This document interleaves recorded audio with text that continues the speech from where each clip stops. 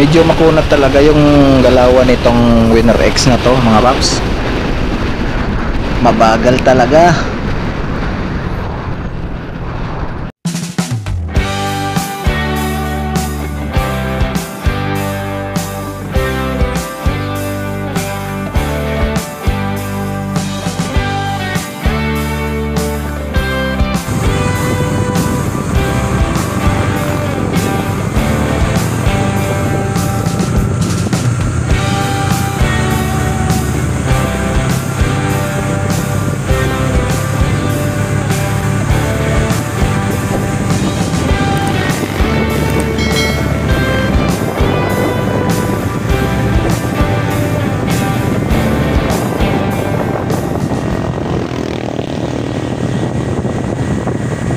What's up mga paps? Good day sa mga naka Winner X dyan.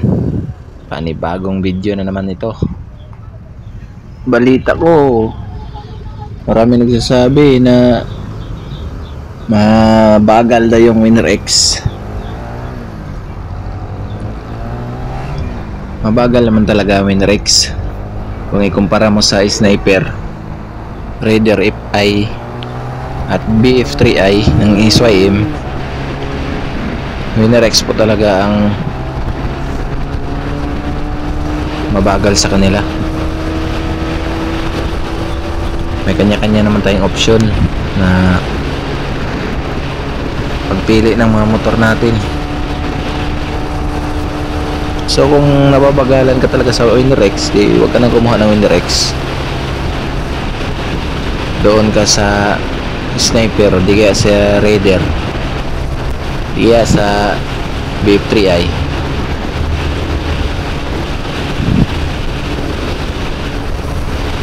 So maraming nagsasabi na mabagal talaga yung Winner X. Kasama na ako doon. Mabagal naman talaga.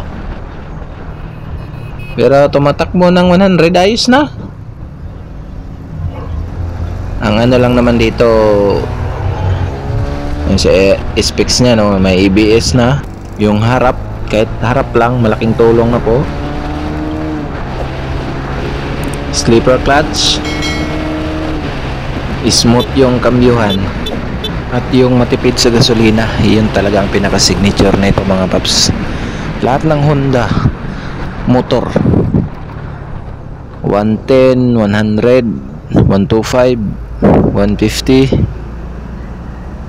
kahit mapa-scooter mga paps, kung ikumpara mo sa ibang brand na scooter, napakatipid po talaga ng Honda sa gasolina, which is malaking tulong sa atin yung mga daily pumapasok, yung mga nagagrab, no, mga lalamove, yan, move it, bagay na bagay mga paps, kasi matipid sa gasolina. Saka kung sa tulin nga, hindi ka naman na siguro lugi dito, kasi depende na lang sa driver siguro yan.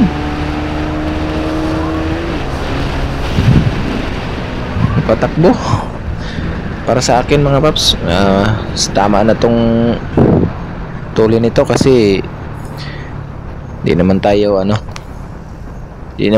yung nagra-race track.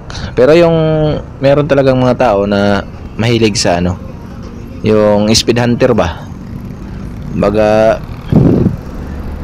gusto talaga nilang matulin, na masasabi na sila ang matulin yung motor nila, malalakas yung motor nila. So ayun, sa ngayon mga paps, marami namang paraan na para yung motor mo ay malakas. Kung hindi ka kontento sa stock na takbo, yun nga lang, kailangan mong gumastos. Yung about naman dyan sa pagkasira ng motor, depende na lang yan sa sa owner, kung paano ginamit yung mga motor natin. So kahit anong brand naman, kahit anong brand naman, Depende na lang yan sa pag-aalaga talaga natin. Yun, no? Winner X versus Sniper 155 Cyan Blue. Ang ganda ng kulay ng mags ng Cyan Blue. Parang gusto kong ipakulay yan dito sa Winner X na ABS Racing. So kung may nakaganyang kulay, parang red orange ang kulay ng kanyang mags, paki comment nga kung meron na at kung maganda ba ang kalabasan. Naka ABS Racing ka, tapos ganun yung mags, ganun yung color, no? Bagay kaya. So kung ikaw ay speed hunter, wag kang kumuha dito sa Winner X. Mamili ka doon sa tatlo mga paps, doon sa BF3i, sa Raider FI, or yung Sniper 155. Kung mahilig ka talaga sa matutulin. Kasi kung stock to stock lang ang basihan mo, sa totoo lang mabagal talaga tong Winner X na to.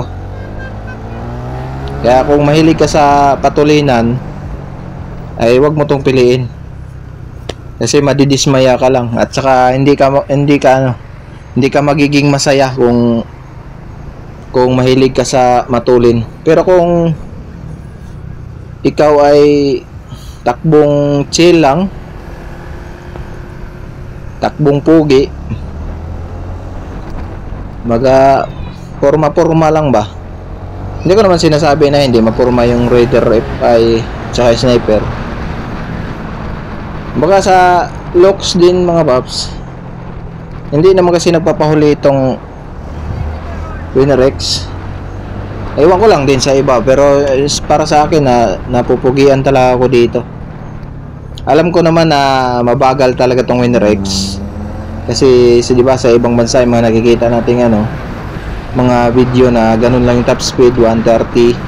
Hindi talaga siya katulad ng mga Raider FI na pumapalo ng 160 sa mga Sniper, ganun. Stock to stock. So alam ko namang hindi ganun siya, pero ang inano ko dito is yung tipid sa gasolina at saka yung forma. Hindi naman siya tinipid. Kalimitang ginagawa sa Winner X mga paps para lumakas is nag-upgrade sila ng mga parts, pinapalitan nila, no? Pang racetrack man o pang daily use, yung mga ginagawa nilang mga street GP. So nag-upgrade sila ng mga parts para lang makuha daw yung full potential ni Winner X. Sila mapira yun kaya walang problema kasi may pambili sila ng pyesa.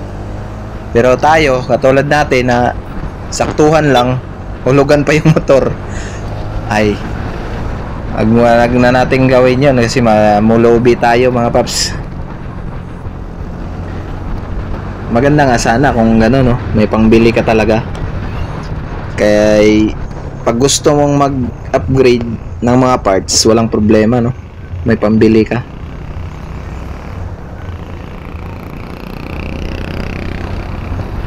Pero para sa akin, di mo na kailangan ni upgrade pa kasi matulin naman Matulin na si Winner X para sa akin mga paps. Baga sa mga arangkada di ka na mabibitin dito.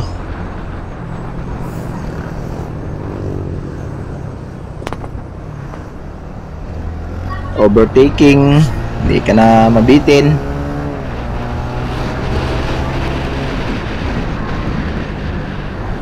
Pwede na sa overtaken mga paps si Winner X. Tsaka yung mga nahihirapan sa baka yung iba nahihirapan sa paggamit sa clutch, adjust nyo lang yung clutch mga paps. Adjust nyo lang unti-unti hanggang sa makuha nyo yung yung tamang timpla na tingin nyo ay pasok na sa nyo, yung sa driving nyo, driving skills, kasi meron tong ano si WinRX na sobrang taas. Sa kapag nag-minor ka, lalo na pag mga first gear, second gear, pag nag-minor ka talagang ano, parang kumakadyot-kadyot. So kailangan mong i-adjust yung clutch mga paps. Kasi itong sa akin, na-adjust ko na to. So nasa tama na para sa akin yung bitaw.